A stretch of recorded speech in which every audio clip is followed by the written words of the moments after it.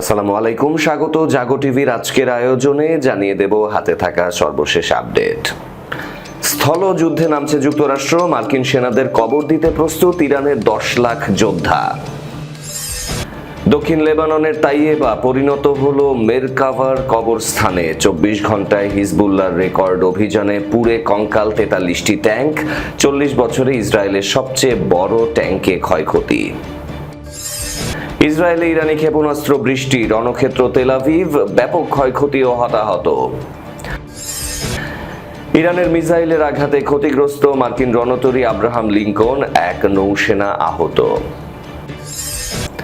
ইসরায়েলের বিমান সহায়তা কেন্দ্র মোসাদের স্থাপনায় ইরানের ড্রোন হামলা।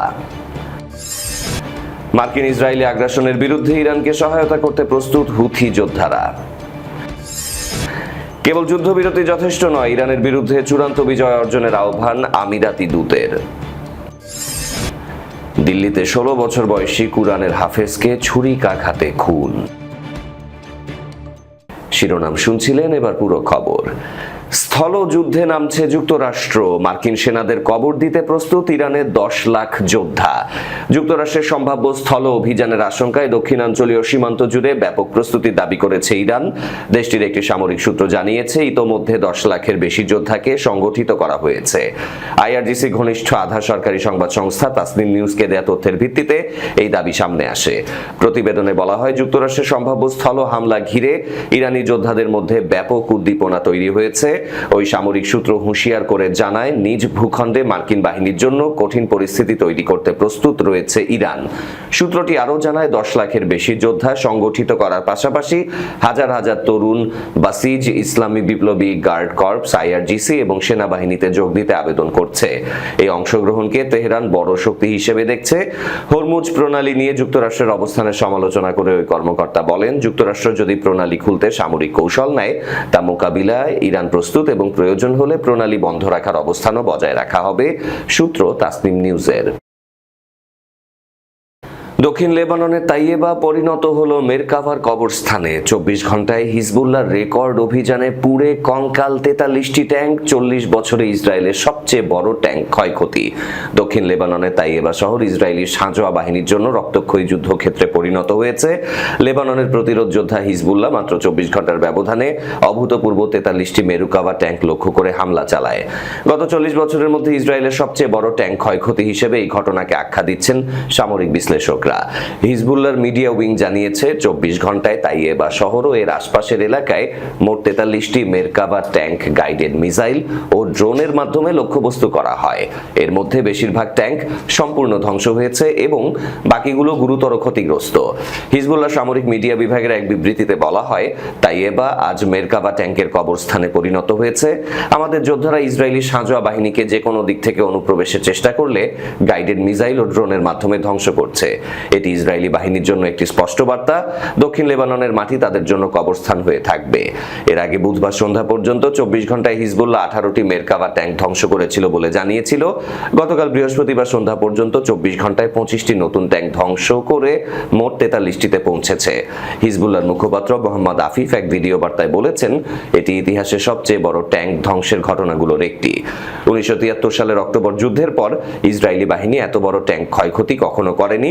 আমরা প্রতিশ্রুতি দিচ্ছি, এই পথে আমাদের অভিযান চলবে।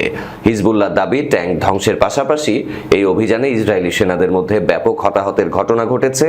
আহত সেনাদের উদ্ধারে হেলিকপ্টার মোতায়েন করা হয়, কিন্তু হিজবুল্লাহ যোদ্ধারা উদ্ধার এলাকাতেও রকেট ও আর্টিলারি ফায়ার চালায়। হিব্রু সংবাদ মাধ্যম হারেটস জানিয়েছে, এটি একটি গুরুতর নিরাপত্তা ঘটনা এবং ঘটনার বিবরণের ওপর কঠোর সামরিক সেন্সরশিপ আরোপ করা হয়েছে। ইসরায়েলি সামরিক বাহিনী এখনো এই ক্ষয়ক্ষতির পরিমাণ আনুষ্ঠানিকভাবে নিশ্চিত করেনি, তবে বিভিন্ন সূত্রে জানা গেছে যে এটি গত কয়েক দশকের মধ্যে সবচেয়ে বড় একক দিনের ট্যাঙ্ক ক্ষয়ক্ষতি। এই অভিযান ইসরায়েলের সবচেয়ে উন্নত মেরকাভা ট্যাঙ্কের দুর্বলতা উন্মোচন করেছে। সামরিক বিশ্লেষকরা বলছেন, মেরকাভা ট্যাঙ্কের উপরে থাকা ট্রফি অ্যাক্টিভ প্রোটেকশন সিস্টেম হিজবুল্লাহর আধুনিক গাইডেড মিসাইল ও ড্রোনের সামনে কার্যকর প্রমাণিত হচ্ছে না। ডিফেন্স অ্যানালিস্ট নিকোলাস ড্রামড বলেন, মেরকাভা ট্যাঙ্কে বিশ্বের সবচেয়ে সুরক্ষিত ট্যাঙ্কগুলোর একটি হিসেবে বিবেচনা করা হতো, কিন্তু হিজবুল্লাহ দেখিয়েছে যে সঠিক অস্ত্র কৌশল ব্যবহার করলে এই প্রতিরক্ষা ব্যবস্থা অতিক্রম করা সম্ভব।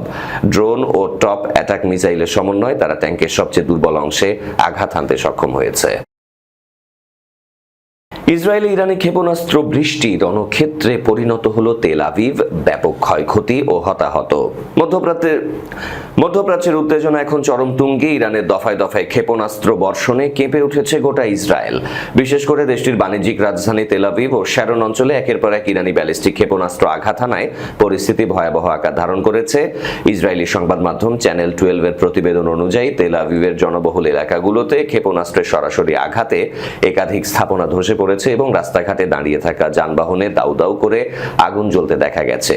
ইসরায়েলের জরুরি চিকিৎসা সেবা সংস্থা এমডিএ নিশ্চিত করেছে যে তেল আভিভে ক্ষেপণাস্ত্রের স্প্লিন্টারের আঘাতে অন্তত 2 জন গুরুতর আহত হয়েছেন, যাদের মধ্যে একজন নারী।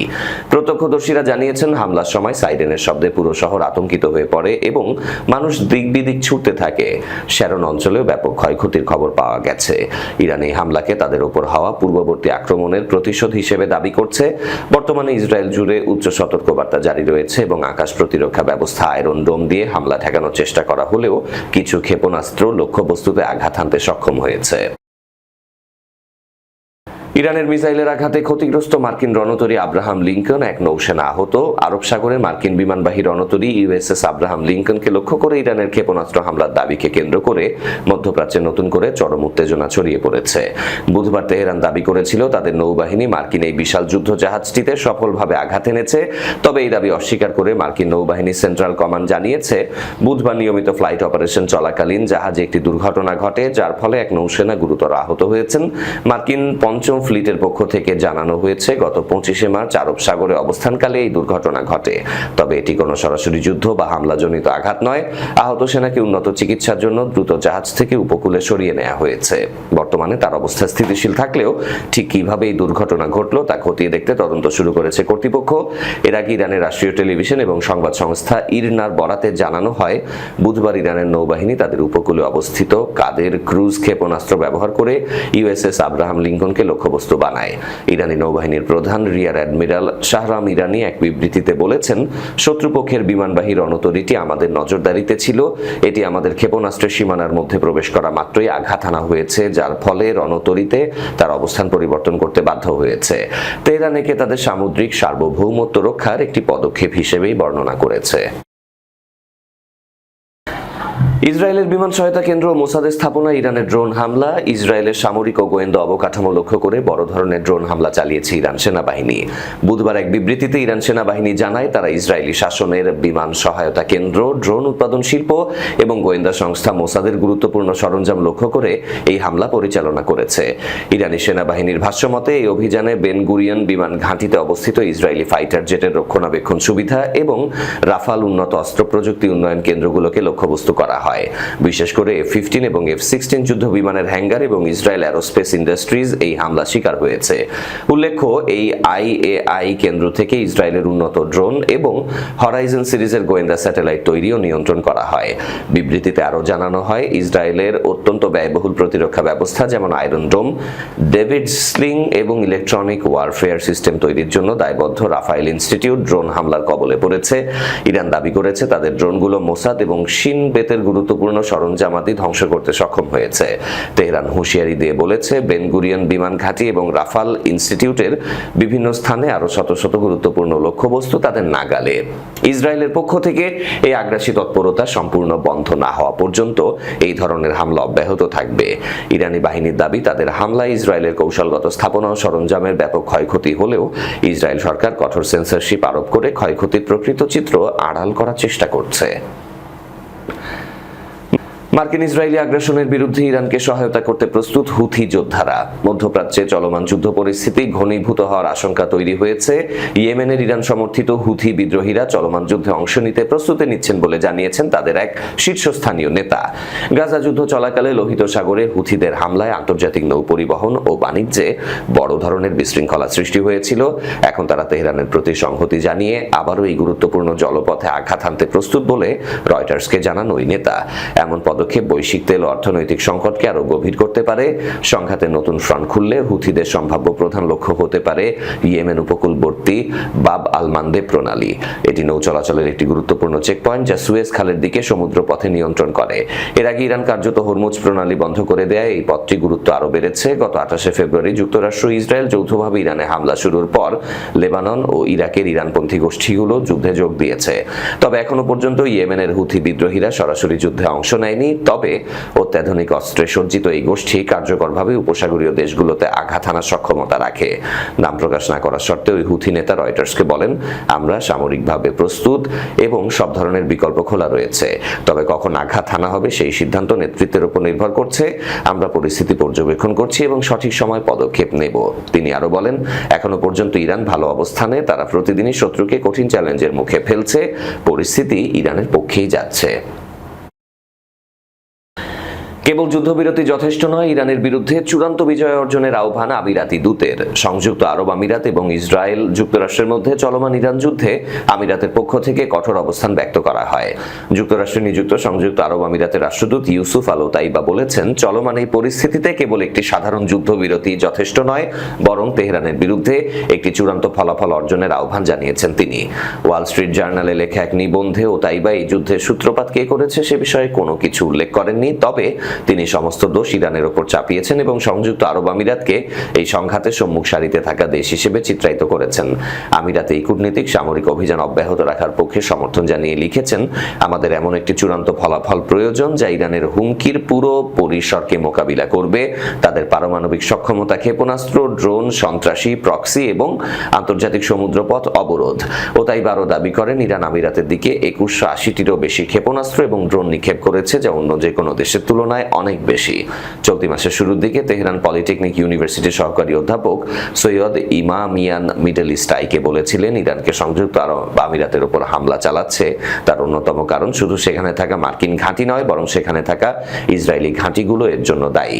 2020 সালে আব্রাহাম অ্যাকর্ডস এর মাধ্যমে সংযুক্ত আরব আমিরাত ও ইসরায়েলের মধ্যে সম্পর্ক আনুষ্ঠানিকভাবে শুরু হয়। তারপর থেকে আবুধাবি ইসরায়েলের অন্যতম ঘনিষ্ঠ আঞ্চলিক অংশীদার হিসেবে আবির্ভূত হয়েছে। তবে এই অবস্থান উপসাগরীয় দেশগুলোর মধ্যে বিশেষ করে সৌদি আরবের সমালোচনার মুখে পড়েছে। সম্প্রতি সৌদি রাজদরবারের ঘনিষ্ঠ এক শিক্ষাবিদ সংযুক্ত আরব আমিরাতকে জায়নবাদের কোলে ঝাঁপিয়ে পড়া এবং আরব বিশ্বে ইসরায়েলের ট্রোজান হর্স হিসেবে কাজ করার অভিযোগে অভিযুক্ত করেছেন। উত্তর পূর্ব দিল্লির দয়ালপুরে গতকাল বুধবার রাতে 16 বছর বয়সী এক মুসলিম কিশোরকে ছুরিকাঘাতে হত্যা করা হয়। এই ঘটনায় 3 কিশোরকে আটক করেছে পুলিশ। এই হত্যাকাণ্ডকে কেন্দ্র করে এলাকায় ব্যাপক চাঞ্চল্য, আতঙ্কের সৃষ্টি হয়েছে। নিহত কিশোরের নাম সুবান মালিক। তিনি একজন কুরআনের হাফেজ। তাকে নেহেরু বিহার এলাকায় গুরুতর আহত অবস্থায় পাওয়া গিয়েছিল। পরবর্তীতে হাসপাতালে নিয়ে গেলে চিকিৎসকেরা তাকে মৃত ঘোষণা করেন। সুবানের বাবা দিলশাদ মালিক জানান, তার ছেলে রাত 8টার দিকে বাড়ি থেকে বের হয়েছিল। কয়েক ঘন্টা পর পরিবার হামলার খবর পায়। তিনি বলেন, সে আমার ছেলে সুবান মালিক 3 থেকে 4 জন ছেলে তাকে ছুরিকাঘাতে হত্যা করেছে। ও রাত 8টায় বাড়ি থেকে বের হয়েছিল। রাত 11:30টার দিকে আমরা জানতে পারি যে তাকে ছুরিকাঘাত করা হয়েছে এবং পুলিশ তাকে হাসপাতালে নিয়ে গেছে। তিনি আরো যোগ করেন, আমরা আমার ছেলের জন্য বিচার চাই। অভিযুক্তের কঠোর শাস্তি দেওয়া উচিত। শোকাতুর কণ্ঠে তিনি বলেন, আমার ছেলেকে খুন করা হয়েছে। তারা যদি ওকে মারধর করত আমি হয়তো ক্ষমা করে দিতাম, কিন্তু এটি ক্ষমা করা যায় না। তাকে মেরে ফেলা হয়েছে। তিনি আরো জানান যে সুবান একজন হাফেজে কুরআন এবং কারোর সাথে তার কোনো বিরোধ ছিল না, কারোর সাথে তার শত্রুতাও ছিল না। জানি না কি অজুহাতে তারা আমার ছেলেকে বাড়ি থেকে ডেকে নিয়ে গিয়েছিল, বলেন তিনি। নিহতের মা শাবানা দাবি করেছেন যে হামলাকারীরা সুবানের পরিচিত। তিনি বলেন, আমার বাচ্চাকে বিনা কারণে মেরে ফেলা হলো। যারা হামলা করেছে তারা ওর পরিচিত মুখ। তারা প্রথমে ওকে জড়িয়ে ধরে এবং তারপর খুন করে। মায়ের এই বয়ান তদন্তে নতুন মাত্রা যোগ করেছে, যা ইঙ্গিত দিচ্ছে যে সুবান হয়তো আক্রমণকারীদের বিশ্বাস করত। এরই সাথে শেষ করব জাগো টিভির আজকের আয়োজন। তার আগে শিরোনামগুলো আরো একবার। স্থলযুদ্ধে নামছে যুক্তরাষ্ট্র। মার্কিন সেনাদের কবর দিতে প্রস্তুত ইরানের 10 লাখ যোদ্ধা। দক্ষিণ লেবাননের তাইয়েবা পরিণত হলো মেরকাভার কবরস্থানে। 24 ঘন্টায় হিজবুল্লাহর রেকর্ড অভিযানে পুড়ে কঙ্কাল 43টি ট্যাঙ্ক।